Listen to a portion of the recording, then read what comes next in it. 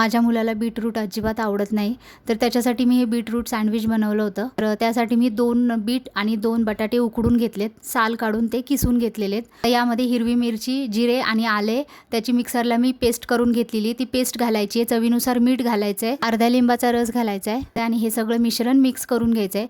ब्रेडच्या स्लाइसला मी butter लावून घेतलेलं आहे। एका ब्रेडला मी हिरवी चटणी लावली आणि एका ब्रेडला मी टोमॅटो केचप लावून घेतलेलं आहे। आता याच्यावरती जे मिश्रण आपण तयार केलेलं आहे बीट आणि बटाट्याचं, ते मिश्रण याच्यावरती पसरवायचं आहे। वरून चाट मसाला आणि काळं मीठ घातलेलं आहे आणि 1 चीज क्यूब मी किसून घातलेलं आहे याच्यावरती। तर दुसरं ब्रेड स्लाइस याच्यावरती ठेवायचं आहे आणि बिडाचा तवा मी गरम करून घेतला आहे, त्यावरती बटर टाकून घेतलेलं आहे आणि याच्यावरती आपण जे सँडविच बनवलं होतं ते सँडविच आपल्याला दोन्ही साईडने खरपूस असं भाजून घ्यायचं आहे।